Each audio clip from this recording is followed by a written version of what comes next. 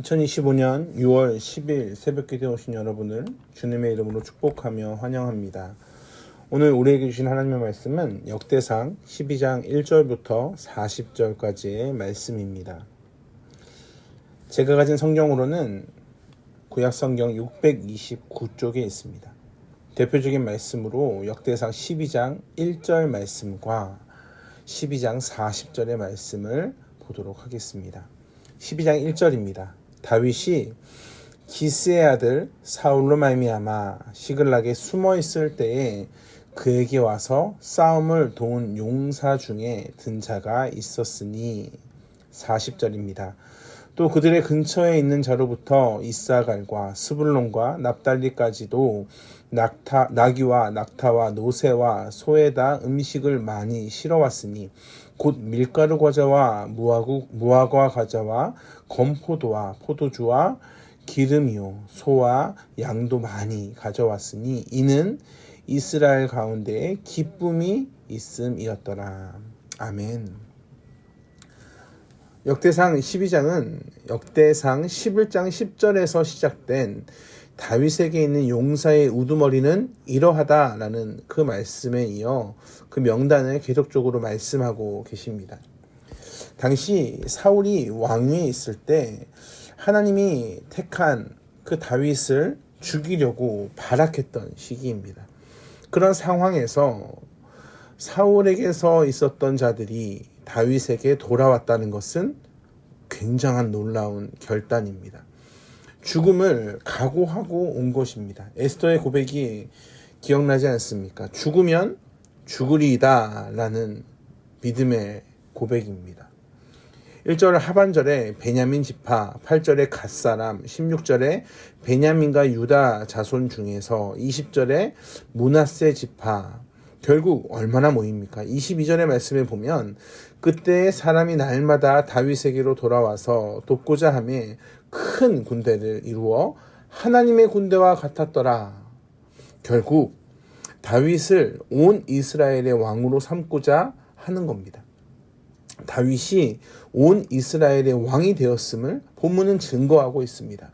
그래서 38절에 보면 이 모든 군사가 전열을 갖추고 다 성심으로 헤브론에 이르러 다윗을 온 이스라엘의 왕으로 삼고자 하고 또 이스라엘의 남은 자도 다 한마음으로 다윗을 왕으로 삼고자 하여.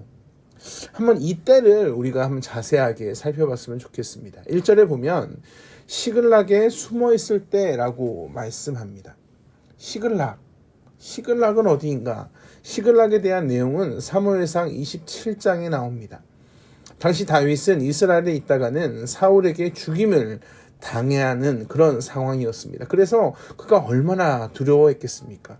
생명의 위협을 느끼고 블레셋 지경 시글락으로 들어가 무려 1년 4개월을 머뭅니다. 즉 이 시기는 다윗에게 너무나 두렵고 힘든 시기였습니다. 이런 상황에서 사울의 진영을 떠나 누구에게로 돌아왔습니까? 다윗에게로 돌아왔다는 것은 그들의 믿음의 결단을 확인하게 됩니다. 근데 여기에서 한번 우리가 살펴봐야 될 것이 1절부터 22절에는 다윗에게 돌아왔습니다. 근데 23절에 헤브론에 이르러 다윗에게로 온 사람들을 또 말씀합니다. 그럼 이 헤브론에 이를 때가 언제인가? 이때는 상황이 바뀐 때입니다. 사울과 그의 아들이 죽은 이후이기 때문에 그렇습니다. 그래서 23절에 보면 다윗에게로 나아왔다라고 말씀합니다. 그 이전까지만 해도 8절, 19절, 20절, 22절에 보면 다윗에게 돌아왔다라는 표현을 쓰는데 그런 말씀을 하시는데 23절에 보면 다윗에게 나아왔다라고 말씀합니다. 그러니까 이것이 무슨 차이인가? 굉장히 큰 차이가 있습니다. 바로 하나님의 말씀을 믿는 믿음의 차이가 바로 여기에 있기 때문에 그렇습니다.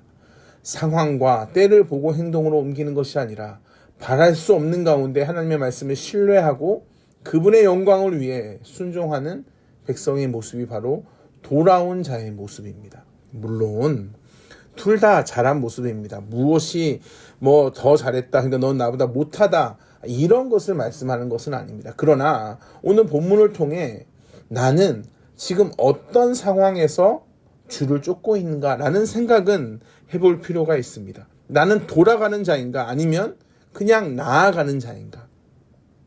내가 그 힘들고 어려운 상황 가운데에서도 하나님을 붙잡는 자인가 믿음으로, 아니면 모든 것이 다 해결되었을 때 그냥 하나님과 동행하는 자인가? 이런 생각을 우리가 해볼 필요가 있습니다. 하나님을 쫓는다는 것이 쉬운 것은 아닙니다.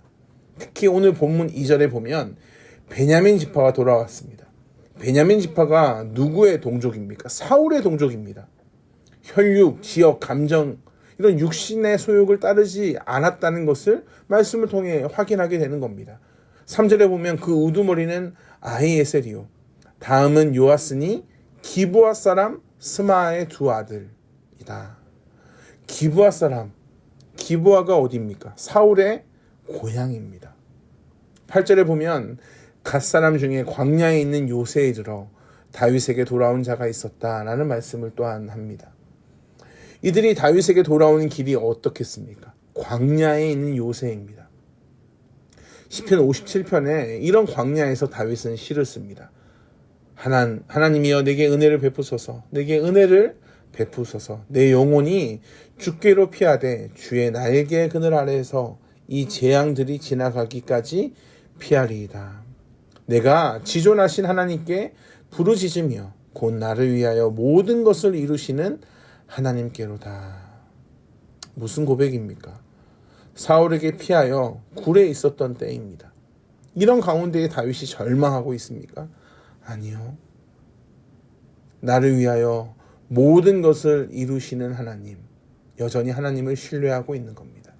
하나님께로 돌아가고 있는 자, 그가 바로 다윗입니다. 왜 이들이 다윗을 쫓고 있는가? 18절 중반절을 보면 당신도 평안하고, 당신은 다윗입니다. 다윗, 당신을 돕는 자에게도 평안이 있을지니 이는 당신의 하나님이 당신을 도우심이니이다 한지라. 즉 하나님께서 다윗에게 속해 있기 때문에 사울을 떠나서 다윗에게 왔다는 이러한 말씀을 18절에 확인합니다. 다윗은 이 고백을 듣고 그들을 받아들입니다. 그리고 군대 지휘관으로 삼습니다. 사람의 고백을 듣고 현혹되는 것이 아니라 지금 자신을 이끄는 하나님을 신뢰하고 그 하나님을 온전히 따르고 있기 때문에 다윗은 한 마음으로 그들과 자신의 마음을 뭉칩니다. 그 결과 돌아온 사람들이 많아지는데 그 군대를 뭐라 부릅니까? 22절에 하나님의 군대 같다고 말씀합니다. 이 모든 백성들이 다윗을 왕으로 추대하고 잔치를 베풉니다. 39절에 보면 다윗과 함께 사흘을 지내며 먹고 마셨다는 말씀이 바로 잔치를 했다는 말씀입니다. 이렇게 사울의 시대는 저물어 가고 다윗이 왕이 되는 다윗 왕의 시대가 열리게 됩니다. 사울은 노력하지 않았을까? 사울은 왕이 되어서 그는 최선을 다하지 않았을까? 그렇지 않았습니다. 그는 인간적인 노력을 어마어마하게 했습니다. 그러나 되어지지 않는 겁니다. 왜요? 그는 지금 자신의 뿌리를 놓쳤기 때문에 그렇습니다.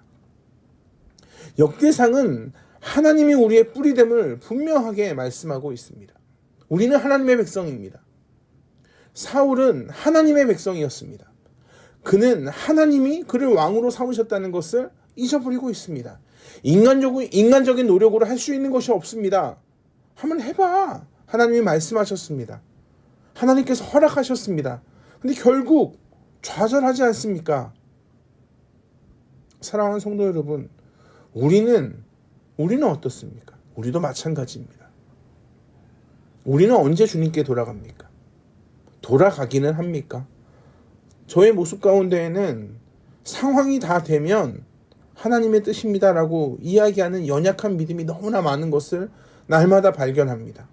하나님만 있으면 됩니다라고 믿음으로 고백했던 그 고백이 언제나 약해지는 나의 모습을 보며 좌절합니다.